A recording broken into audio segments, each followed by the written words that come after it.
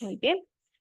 Muy buenas tardes con todos los presentes. Los saludamos de Telesalud del Hospital Nacional Arzobispo Loaiza del Ministerio de Salud para darles la bienvenida a la tele-IEC, lo que debe saber sobre el cáncer de colon, dirigida por nuestra ponente, la médico residente Rocío Ulloa Pedreros, del Servicio de Oncohematología del Hospital Nacional Arzobispo Loaiza. Antes de iniciar, recordarle a todos los participantes que pueden realizar sus preguntas a través del chat de la plataforma de Zoom para ser respondidas al final de la ponencia.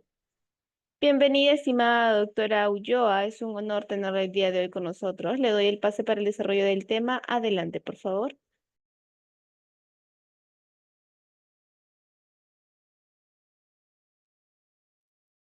Ya. Buenas tardes. Soy, como ya mencionaron, la doctora Rocío Ulloa Pedreros. Soy médico residente del 4º año del Servicio de Oncología. Y en esta oportunidad vamos a conversar sobre un tema importante, que es el cáncer de colon. Un poco para saber de lo que vamos a hablar un poco de la epidemiología de este tipo de cáncer, un poco de los síntomas y de dónde provienen y los factores de riesgos. Posterior a eso vamos a hablar sobre el screening del tratamiento, del diagnóstico del cáncer de colon. Posterior a eso, el diagnóstico, la clasificación y el estadiaje. Y por último, vamos a hablar de manera general de los tipos de tratamientos que tenemos en este tipo de cáncer y el seguimiento que debemos tener después del diagnóstico y del tratamiento. Y por último, vamos a tener las conclusiones. Como observamos en esta imagen, el cáncer es un problema de salud bastante importante a nivel mundial y a nivel de Latinoamericana y a nivel de Perú. Como vemos, del 2020 al 2040, la incidencia, que es el número de casos detectados del cáncer, y la mortalidad, que es el número de pacientes que fallecen debido al cáncer, es el doble con respecto al 2020 para el 2040. Aparte de eso, si hablamos solamente de Latinoamérica, tenemos números de nuevos casos estimados, también el doble de los pacientes que se han detectado en el 2020. Si hablamos en cuanto a la incidencia y mortalidad en cáncer en el 2020 por regiones, vemos que en el continente de Asia son los que tienen mayor incidencia y mortalidad, siendo Latinoamérica el cuarto, tanto en incidencia como en mortalidad. Si hablamos de los subtipos, vemos que tanto en incidencia como en mortalidad, los tres primeros cánceres que vemos al diagnóstico es el cáncer de próstata en primer lugar, posterior el cáncer de mama y como tercer lugar el cáncer colorectal, seguido del cáncer de pulmón y el cáncer gástrico. En cuanto a la tasa de mortalidad, hasta el 2020 vemos que el cáncer de pulmón ocupa el primer lugar, el cáncer colorectal el segundo lugar, cáncer de mama en tercer lugar y posterior a eso cáncer de próstata y cáncer estomacal. En hombres, tanto en incidencia como en mortalidad, el primero es el cáncer de próstata, pero también vemos que en el tercer lugar está el cáncer de colorecto. Y en cuanto a mujeres, si bien es cierto, en tanto a incidencia es el cáncer de mama y en mortalidad igual, vemos que también el cáncer de colorecto es el tercero en cuanto a mujeres. Como podemos ver en estos gráficos, observamos que dentro de los 5 primeros cánceres, tanto en incidencia y en mortalidad, encontramos el cáncer de colon recto, por lo cual es un tema importante a discutir. En cuanto a países de Latinoamérica, los que tienen mayor incidencia y mortalidad es Brasil con un 40 y un 36%, seguido de México de un 13 y un 12%. El Perú, en cuanto a Latinoamérica, es el quinto en cuanto a incidencia y mortalidad, con un porcentaje de 4.8 y un 4.9 en mortalidad. Como mencionamos en las diapositivas anteriores, hablar del cáncer de colorecto es importante ya que tenemos mayor prevalencia e incidencia en cuanto a esta patología. Pero ¿cómo vamos a poder detectar este tipo de cáncer? Para un poquito esquematizar mejor el tema de esta patología, vamos a ver, como vemos en el cuadro, está dividido en dos: el cáncer de colon derecho y el cáncer de colon izquierdo. En el cáncer de colon derecho vemos que tenemos el colon ascendente, el colon transverso. Y en esta parte del colon derecho, generalmente la sintomatología va a ser por anemia o por una obstrucción o por una masa palpable en esa área. En cambio, en el colon izquierdo, que vemos todo el colon descendente, vamos a ver que más que todo la sintomatología no va a ser síndrome anémico, sino que vamos a tener alteraciones en el hábito intestinal, como pueden ser diarreas, puede haber constipación, tenesmo, puede haber sangrado en las heces, puede haber dolor perianal en sacro y en el ano, ¿no? Como vemos en la imagen, de los dos lados, por decirlo, el colon derecho y el colon izquierdo, el de mejor pronóstico va a ser el del colon izquierdo y en el colon derecho lo vamos a atribuir a un peor pronóstico. En cuanto a la etiología y los factores de riesgo que tenemos en este tipo de cáncer, lo que tenemos que saber es que tenemos dos grupos bastante amplios. Los primeros que son polipósicos y los segundos que son no polipósicos. Estos se dividen en diferentes grupos. Generalmente, el 70% de los pacientes van a ser de origen esporádico, que no va a tener antecedentes hereditarios, pero que se van a detectar. Un 25% van a tener una asociación familiar. Esto quiere decir que un paciente con el diagnóstico tiene un familiar de primer grado o de segundo grado que tiene el antecedente de un cáncer de colon, pero no es heredado. En cambio, los que tienen el síndrome de Lynch, que es un 4%, sí tienen una alteración genética que es predisponente para tener este tipo de cáncer. Y un 1% serían los pacientes que ya vienen de una lesión polipósica, ¿no? Para tener también en cuenta, hay factores que nosotros vamos a poder modificar y factores que no vamos a poder modificar. En cuanto a los no modificables, como mencionamos, van a ser los factores hereditarios, que nosotros no vamos a poder cambiar eso, sino que ya venimos con eso del el antecedente hereditario que nosotros tenemos. En cambio, los factores modificables que van a aumentar este riesgo, como el cigarrillo, la carne procesada, la ingesta de alcohol, las carnes rojas, la baja ingesta de verduras y frutas y sobrepeso y obesidad, estos factores que sí son de riesgo para poder probablemente en un tiempo generar un cáncer de colon, estos de aquí sí podemos modificarlos. Sí podemos evitar el cigarro, sí podemos evitar comer carnes procesadas, la ingesta de alcohol. Atribuido a esto, también, ¿qué nos pueden ayudar a disminuir este riesgo? Es realizar actividad física, es comer dietas con alto grado de fibras, productos lácteos, ingesta de pescado, de vitaminas y de suplementos de calcio. Entonces, un poco para basarnos en este tipo de cáncer, tenemos que saber que hay factores que van a predisponer el riesgo a aumentar el cáncer de colon, pero también va a haber factores que nosotros vamos a poder modificar para que podamos disminuir el riesgo. Entonces, en conclusión, ¿cómo podemos prevenir este cáncer de colon? Evitar el sobrepeso y la obesidad, evitar el consumo de tabaco, limitar el consumo de alcohol, hacer bastante actividad física, realizar una dieta baja en grasa, rica en fibras, frutas y verduras, y de repente moderar un poco la carne roja, la carne procesada, la carne cocinada. Ahora, todo esto son medidas preventivas, pero no quiere decir que si los evito o los continúo, eso va a ocasionarme o no me va a ocasionar el cáncer de colon, ¿no? Generalmente a veces los pacientes creen que el evitar el tabaco, el evitar el alcohol, el hacer más ejercicio va a hacer que yo no tenga el cáncer de colon.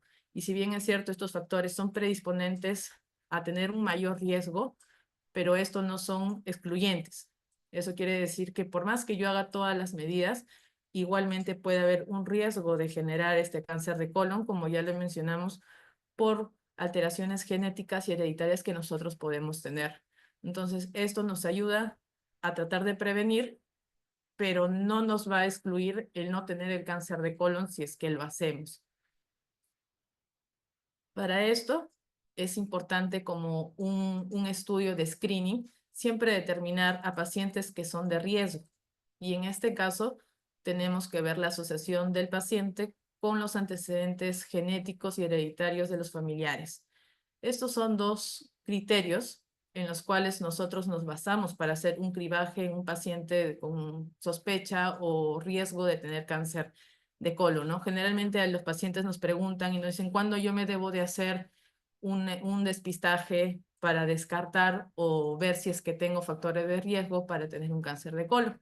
Generalmente son más que todo en base al área hereditaria y genética, ¿no? Podemos ver que en los dos criterios vamos a tener que ver pacientes que tienen familiares de primer grado, ya sea mamá, papá o hermanos, que hayan sido diagnosticados de cáncer, ya sea de colorecto, de endometrio, de intestino delgado, de uréter o de pelvis renal. Además de eso, un factor adicional es que alguno de ellos haya tenido un cáncer antes de los 50 años. Generalmente el cáncer de colon se da en pacientes adultos. Entonces, cuando ya un paciente es diagnosticado menos de los 50 años, ya es un factor de riesgo. Aparte de eso, también tenemos que ver si en la familia, en dos generaciones, está afectado. Por decirlo, yo, mi papá, tengo con el diagnóstico de un cáncer de colon y mi abuelo también tenía un cáncer de colon. A eso nos referimos con que dos generaciones están afectadas. Aparte de eso, también tenemos que ver si es que este diagnóstico de cáncer de colon es el primero o si es que es sincrónico. Sincrónico quiere decir que al momento en que a mí me diagnostican el cáncer de colon, en el lapsus de 6 meses me detectan un segundo cáncer. O si es que tengo un cáncer metacrónico. ¿Qué quiere decir eso? Que a pesar de que yo tengo el cáncer de colon, a los 6 hasta los 10 años yo tengo para poder predisponer a tener otro tipo de cáncer. Aparte de eso, ver si es que hay algunos síndromes que nos alteran un poquito los criterios para poder pensar que hay un factor de riesgo, como la poliposis adenomatosa familiar, que es cuando en todo el área del colon y el recto hay aparición de más de 100 pólipos adenomatosos en pacientes entre 20 y 30 años, ¿no? Entonces, en conclusión, en estos cuadros, cuando nosotros tenemos que pensar en hacer un cribaje o un screening del cáncer de colon es cuando tenemos pacientes con un familiar de primero o segundo grado con antecedentes de cáncer de colon, endometrio, intestino, uréter o pelvis, que hayan tenido afectaciones de la primera y segunda generación y que al menos uno de estos familiares tengan el diagnóstico menor a los 50 años. Entonces, cuando hablamos de screening, tenemos que ver primero si es que son dos o más familiares de primer grado o si es que hay uno de primer grado, pero que es antes de los 60 años, nosotros debemos realizarnos una colonoscopia cada 5 años. Desde los 40, si es que hay dos o más familiares de primer grado, pero si es que el paciente tiene un familiar de primer grado antes de los 60 años, lo que debemos hacer es saber cuándo se diagnosticó este paciente. Si el familiar es diagnosticado a los 50 años, el screening que nosotros debemos hacernos con colonoscopia es a los 40 años, o sea, 10 años antes de lo que se le detectó al familiar. Si es que fuera el caso, que fuera que se diagnostica a los 40, tendríamos que hacernos la colonoscopia desde los 30 años nosotros. Si es que por otro lado tenemos a pacientes de dos o más familiares de segundo grado o un familiar que se ha diagnosticado después de los 60 o tenemos a familiares de segundo grado o de tercer grado o sin antecedentes familiares, ¿qué es lo que vamos a hacer? En vez de hacer la colonoscopia cada 5 años, lo que hacemos es un test anual de sangre oculta en heces. Posterior a eso, cada 5 años hacemos una sigmoidoscopía y posterior a eso, cada 10 años serían las colonoscopías, dependiendo de si es que es familiares con antecedentes después de los 60 años y con mayor a dos familiares de segundo grado, se haría después de los 40 años. Pero si es que no hay antecedentes familiares o tiene familiares de tercer y segundo grado, sería desde los 50 años el screening que se realiza a los pacientes. Cuando hacemos el test de sangre oculta en las deposiciones, vamos a tener dos resultados: que haya sangre o que no haya sangre. Si es que no hay sangre en el test, vamos a hacer este test de sangre oculta anualmente. Pero si es que el test de sangre sale positivo, vamos a tener que hacer una colonoscopia para ver si las pérdidas son en esa área del colon. Entonces, puede haber dos opciones en cuanto a la colonoscopia. Una que sea normal y entonces podríamos hacernos la colonoscopia cada 5 años. Pero si es que en la colonoscopia vemos que hay un pólipo adenomatoso, tenemos que ver factores de riesgo que nos sospechen de que pueda tener un riesgo de malignidad. los cuales son, si es que el tamaño es mayor a 2 centímetros, va a haber un mayor riesgo de malignidad. Si es que en cuanto al subtipo de pólipo que encontramos es un velloso, vamos a encontrar que también hay un mayor riesgo de malignidad. La cantidad de pólipos, si fuera más de 100, también es mayor riesgo de generar un riesgo de malignidad. Y en cuanto a la localización, como mencionamos, el lado izquierdo siempre va a ser mejor de pronóstico que el lado izquierdo, derecho, perdón. Entonces, cuando tenemos un pólipo adenomatoso, vamos a tener dos tipos, uno de bajo riesgo y uno de alto riesgo. Los de bajo riesgo vamos a poder nosotros hacer control de colonoscopías anuales y ver si es que está normal o si es que persiste el pólipo o aumenta. Si es que es normal, la colonoscopía va a ir cada 3 años, pero si el pólipo persiste y aumenta o aumenta de tamaño, el pólipo ya encontrado anteriormente, lo que se le va a hacer es una colonoscopía anual. En cuanto a los pólipos de alto riesgo, estos sí se tienen que sí o sí resecar. Y la colonoscopia posterior a la resección tiene que ser en 3 meses. Cuando la resección es incompleta o es irresecable, se debería hacer una resolución quirúrgica. Quiere decir que se debería entrar por la laparoscopía para poder resecar ese pólipo que no se pudo por vía endoscópica.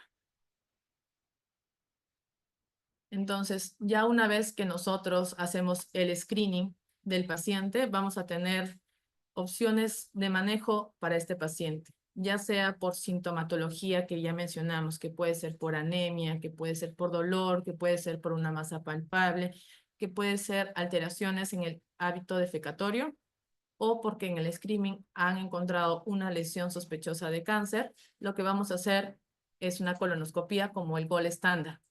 Este es un manejo en el cual vamos a poder identificar la localización, vamos a poder identificar el grado de la obstrucción y vamos a poder tomar una biopsia de manera no cruenta, ¿no?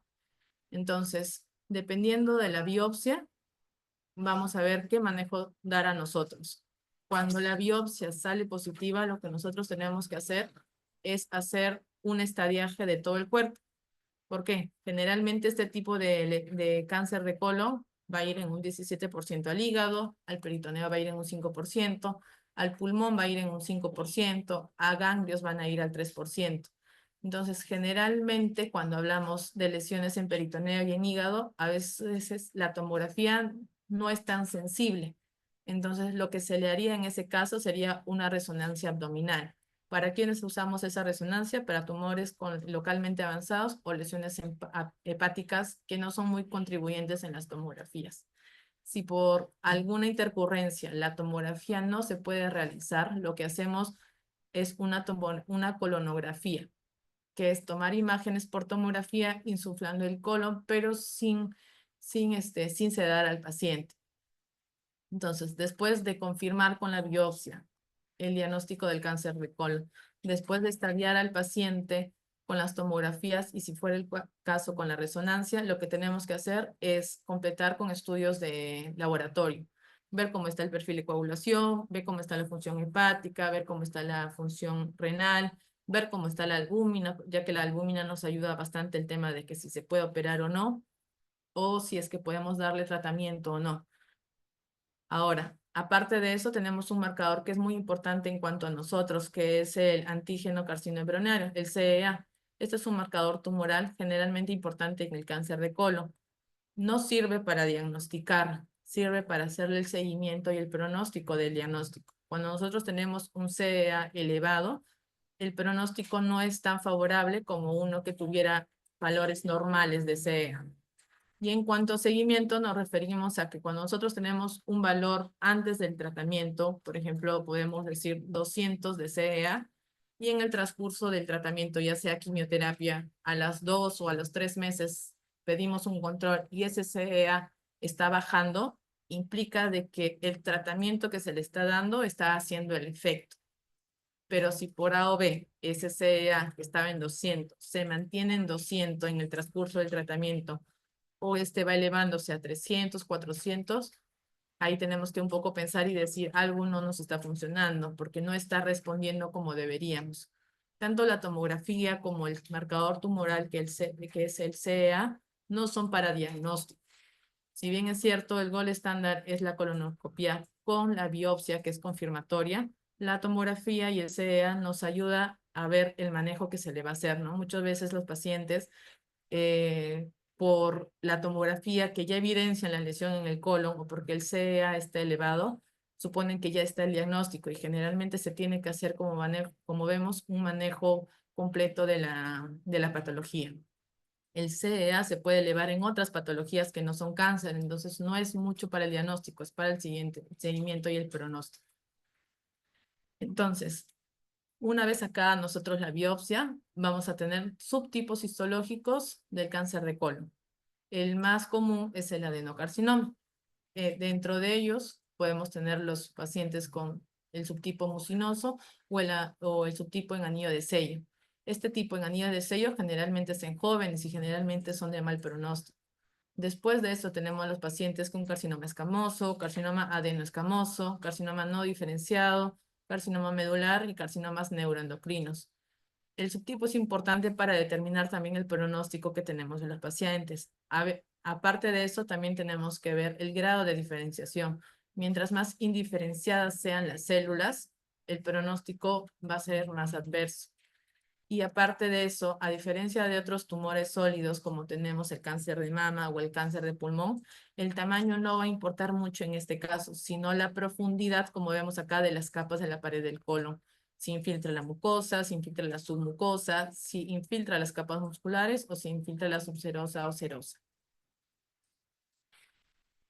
Si bien es cierto, esto es algo nuevo, como mencionamos, generalmente nosotros el cáncer de colon, generalmente veíamos si era polipósico o no polipósico, si es adenocarcinoma o si es algún otro subtipo diferente, ¿no? Pero ahora, tanto ya en el cáncer de colon como en otros cánceres, tenemos más evolución en cuanto a investigación y se basan bastante en perfiles moleculares.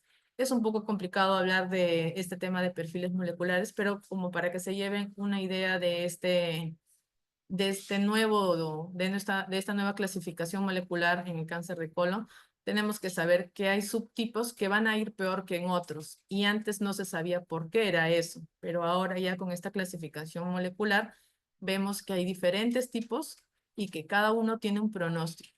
Por ejemplo, acá hablamos del canónico. Este es de un buen pronóstico, generalmente es en hombres.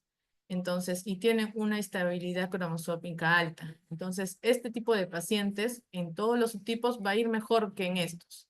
Por ejemplo, el mesenquimal va a ir mucho peor a diferencia del paciente que tiene un subtipo canónico. Entonces, a veces uno se pregunta por qué este paciente con cáncer de colon está mejor y este o mi familiar no responde tanto. Entonces, es más que todo a nivel molecular que nosotros podemos detectar qué paciente va a tener o no va a tener buen pronóstico en cuanto a los tratamientos que tenemos, ¿no? Y generalmente alteraciones que vamos a tener en estos pacientes van a ser mutaciones del TP53, vamos a tener el KRAS, el APC, el BRAF. Por ejemplo, los pacientes cuando se le hace el perfil molecular y tienen un BRAF con V600E, van a generar siempre un peor pronóstico y no van a tener sensibilidad a ciertos tipos de tratamientos que vamos a conversarlos más adelante. Ya teniendo el diagnóstico, la patología y las tomografías, vamos a poder nosotros hacer el estadiaje. Y para nosotros es importante debido al estadiaje que él tiene, vamos a poder dar un manejo multidisciplinario. Un poco para dividir este tipo de estadiaje, vamos a hablar que los estadios clínicos 4 van a ser pacientes que tienen ya compromiso a otros órganos. Como mencionamos, pueden ser al hígado, peritoneo, a ganglio y a pulmón. Y vamos a hablar de un cáncer de colon recto de estadio avanzados. Pero los pacientes con estadio 1 van a ser solamente pacientes que van a invadir la submucosa y la capa muscular propia. Los estadios 2 van a ser pacientes que invaden la capa muscular, el peritoneo o que invade directamente a órganos, pero que no tienen compromiso de ganglios. Los pacientes que ya tienen un compromiso de ganglios, ya sea de 1 a 3 o a más, este estadio ya va a ser estadio clínico 3. Y por cada uno de nosotros vamos a tener que tener un manejo. Ahora, en cuanto a tratamientos, ¿qué tratamientos nosotros podemos encontrar en estos pacientes?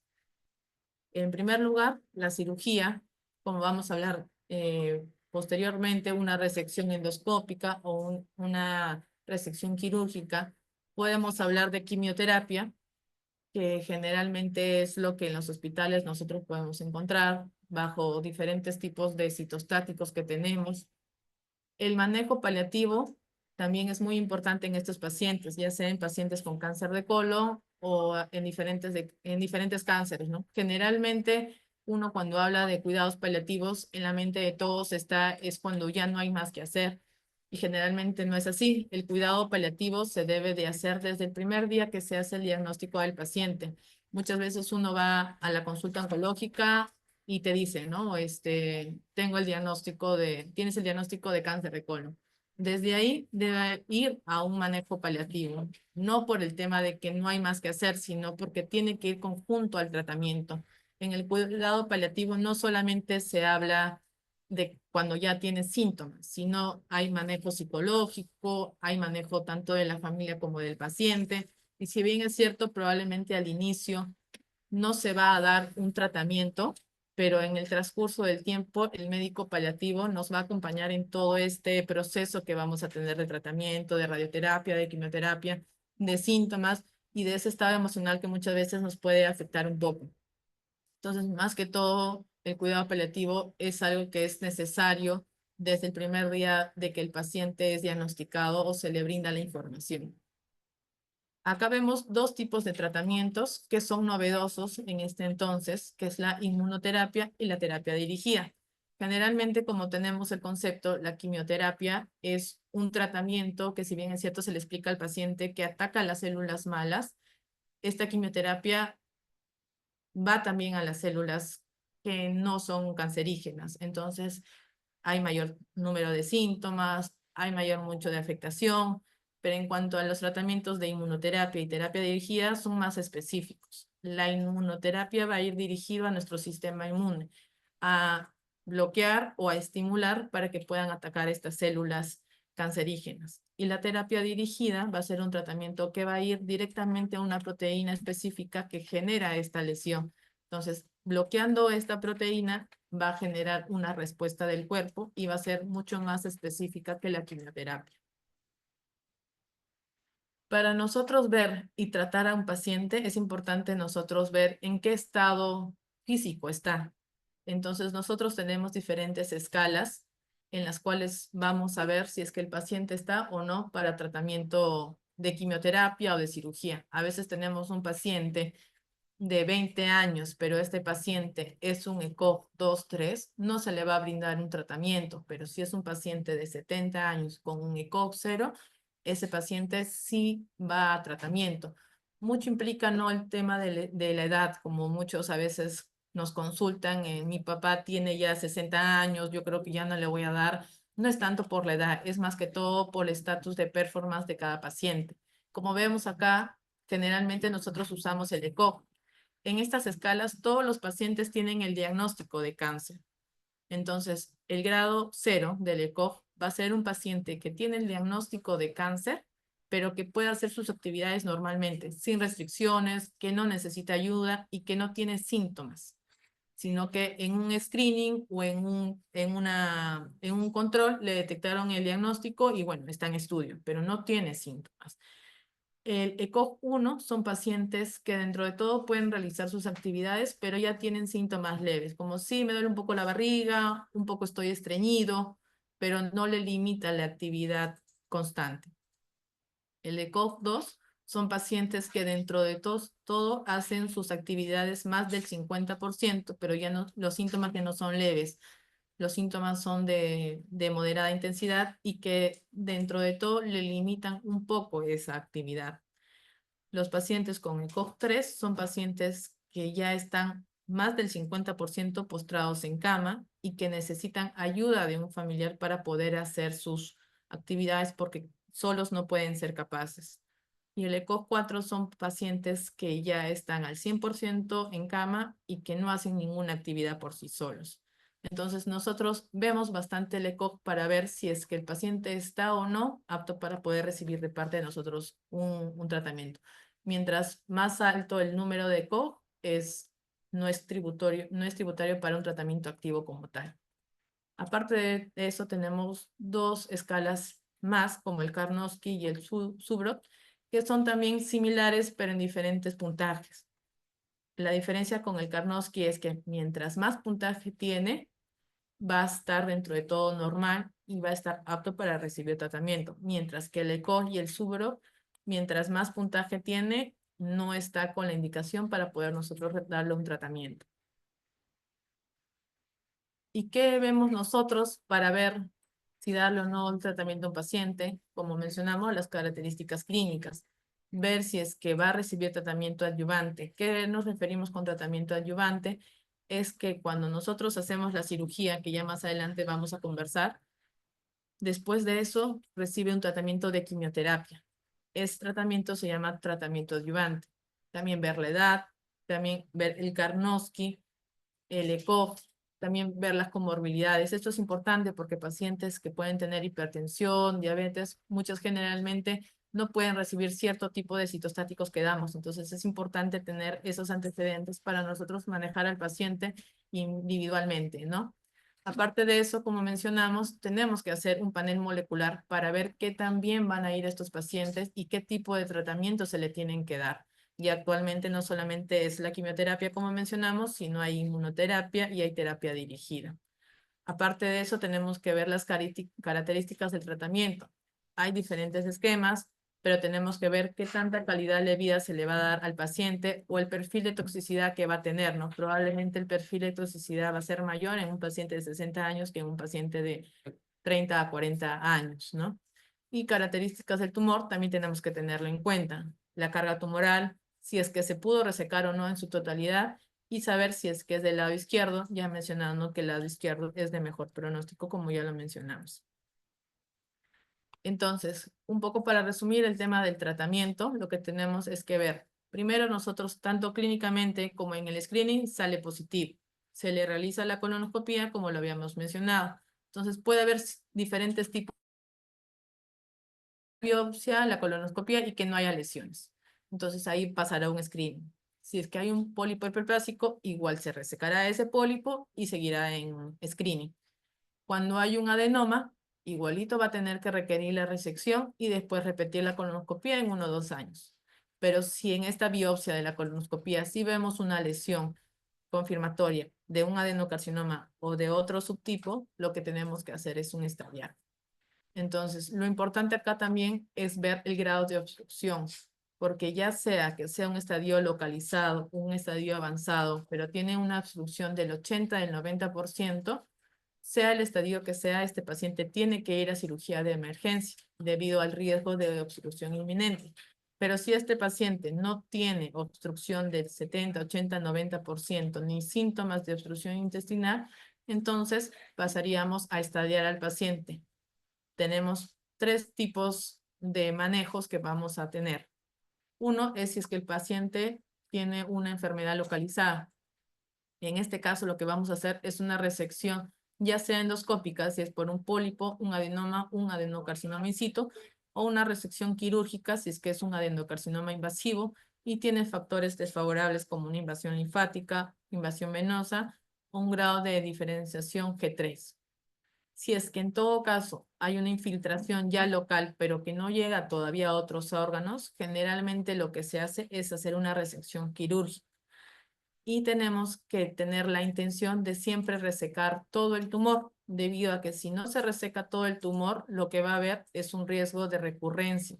Quiere decir esto que de acá a un tiempo, al año o a los 2 años o a los 3 años que tienen más alta de incidencia de recurrencia, va a volver la enfermedad. Entonces, cuando uno hace la resección quirúrgica, tenemos que ver características en esa patología, ver si hubo perforación tumoral, ver el tipo y el grado histológico, ver el tamaño del tumor, ver si los márgenes fueron resecados y a qué diámetro fueron resecados, los depósitos tumorales, invasión linfovascular, invasión perineural, el número de ganglios. Generalmente cuando uno reseca un cáncer de colon, debe de mínimo resecar 12 ganglios. Si es que no se resecan 12 ganglios o si es que hay compromiso de al menos 1 o 2 ganglios, es un factor de riesgo desfavorable. Aparte también hay que hacerle depósito, hay que ver los depósitos peritoneales o hepáticos si es que lo hubieran con biopsia para descartar o confirmar el diagnóstico. y ver la inestabilidad microsatélite. Si es que hay estos factores desfavorables, lo que vamos a hacer es darle un tratamiento adyuvante, porque el riesgo de recurrencia va a ser alta. A veces muchos pacientes van al consultorio ya operados y mencionan, ¿no? Ya me dijeron que el tratamiento era la cirugía y ya no tengo que recibir más tratamiento. Probablemente la resección quirúrgica es lo que ha hecho de que la enfermedad dentro de todo esté tranquila, pero eso no implica que en el transcurso del tiempo esta enfermedad recurra. Por eso es que nosotros a los pacientes en consultorio evaluamos estos factores de riesgo y somos los médicos oncólogos quien decide quién va o quién no va a tratamiento adyuvante, como ya mencionamos. Y en cuanto a los pacientes que ya tienen enfermedad en otros órganos, tenemos que hacerle pruebas de inestabilidad microsatélite, de pruebas genéticas para nosotros atacar directamente a la alteración a la que se está dañando. Importante saber en estos pacientes el número de lesiones metastásicas, si se pueden resecar o no, si hay lesiones hepáticas, lesiones pulmonares o lesiones peritoneales. Porque es importante ver si se reseca o no. Generalmente en los cánceres avanzados la intención no es operar, pero en el caso del cáncer del colon, si son resecables, podemos tener una intención de poder curar si es que fuera la opción de operar esa lesión metastásica, ¿no? Como hablamos, el tratamiento adyuvante es el tratamiento que le vamos a dar nosotros después de realizar la cirugía, si es que tiene los parámetros para poder nosotros darle tratamiento adyuvante, para disminuir el riesgo de recurrencia.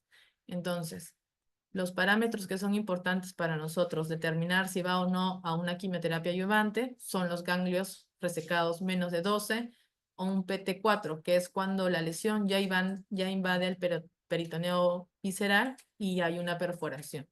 Y en cuanto a criterios menores, tenemos un grado de indiferenciación G3, una invasión linfovascular, invasión perineural, una invasión linfática o los pacientes que vienen con obstrucción, como mencionamos, por más que sea un estadio localmente avanzado, es un factor de riesgo importante para nosotros darle un tratamiento. O el CEA, como mencionamos, pronóstico, esté elevado. Entonces, en estos pacientes lo que nosotros vamos a dar es un tratamiento, pero para ver si es que podemos o no darle el tratamiento, lo que tenemos que también evaluar es el estado de la inestabilidad microsatélite o si tiene deficiencia o no del mismatch repair, en cual el objetivo de estos estudios es ver el pronóstico. Si es que está alterado esto, van a ser de buen pronóstico y aparte no van a ser beneficiosos del tratamiento de quimioterapia. Entonces, estos pacientes no serían candidatos a la quimioterapia. Pero si tenemos que no tenemos la posibilidad de hacer este estudio, que dentro de todo no está apto para todos los pacientes, lo que tenemos que hacer es valorar si tiene factores mayores o menores para iniciar un tratamiento adyuvante. Los dos esquemas aceptados para el tratamiento es el FOLFOX y es el Cheloda. ¿Qué contienen estos tratamientos? Son medicamentos citostáticos en los cuales se tiene que valorar si se puede dar para 6 meses o para 3 meses, dependiendo el riesgo. Los efectos de estos medicamentos generalmente van a ser un poco de dolor neuropático, vamos a ver que las uñas o las manos se van a poner un poco oscuras, va a doler como una electricidad o un adormecimiento. Las quimioterapias pueden generar un poco de debilidad, náuseas, vómitos, pueden ocasionar también deposiciones líquidas, pero es un tratamiento que tiene que ser necesario para los pacientes ya estadificados para reducir el riesgo de recaída y por consiguiente el riesgo de muerte. En cuanto a los pacientes, en cuanto a los pacientes metastásicos, tenemos que ver si son resecables o no resecables.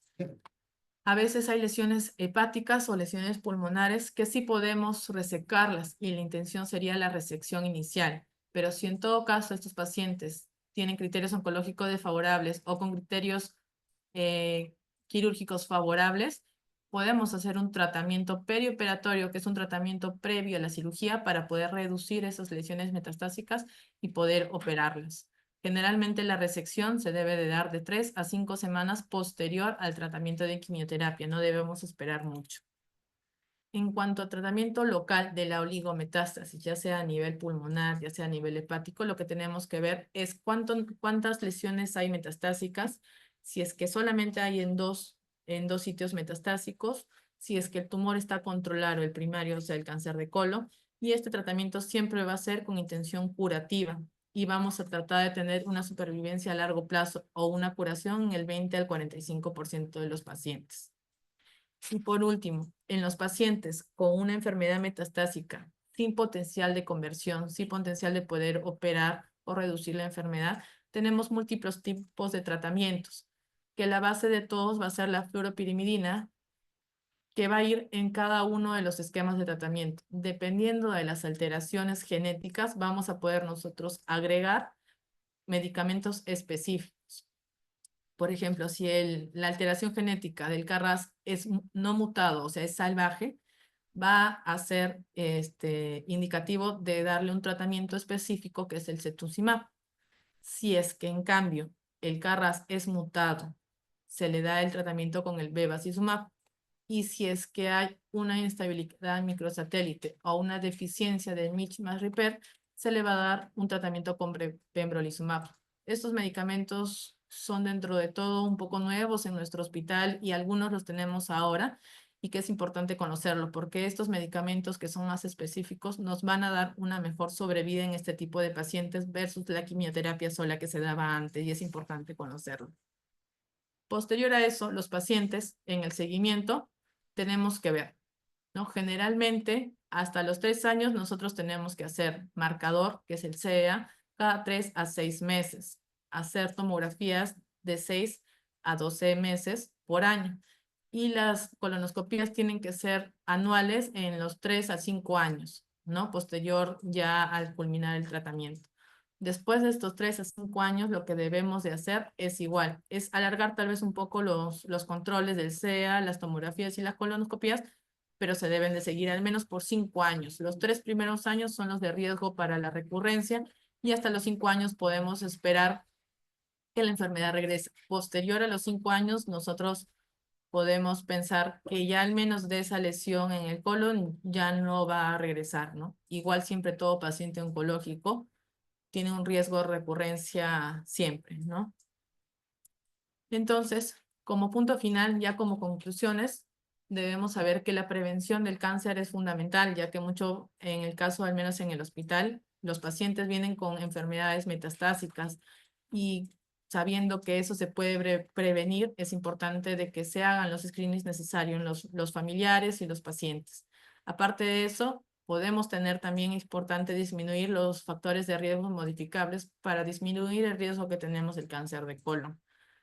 Cada vez que se diagnostica un cáncer de colon, se tiene que hacer los estudios pertinentes, no solamente una tomografía, no solamente una biopsia, no solamente un marcador. Se tiene que hacer todo en conjunto para nosotros poder saber el manejo del tratamiento, el pronóstico y los riesgos a seguir en este paciente. El tratamiento médico siempre lo va a realizar el médico oncólogo. Si bien es cierto, nosotros manejamos el manejo multidisciplinario con cirugía, con radioterapia muchas veces, el médico oncólogo es el que decide si es que posterior a la cirugía o no, es para que el paciente reciba un tratamiento adyuvante. Y eso es importante saberlo para los pacientes que sean operados. Es necesario y obligatorio que pase por una consulta de oncología médica para nosotros definir el manejo. En cuanto a la enfermedad metastásica, es importante resecar, como le mencionamos, si es que es resecable o no, ya que estos tienen una potencial intención de cura en un 20 a un 40%. Y en los pacientes que no son resecables, pero son metastásicos, no es que ya no se pueda realizar ningún tipo de tratamiento. El tratamiento de quimioterapia y el tratamiento de nuevos esquemas, como mencionamos, el cetuximab, el pembrolizumab o el bevacizumab, son medicamentos que ahora ayudan a mejorar la sobrevida y la supervivencia libre de progresión. Entonces, en conclusión, en realidad el cáncer de colon es un tipo de cáncer en el cual nosotros podemos disminuir el riesgo de tenerlo, podemos tener screening para poder detectarlo de manera precoz y poder tener un tratamiento menos invasivo.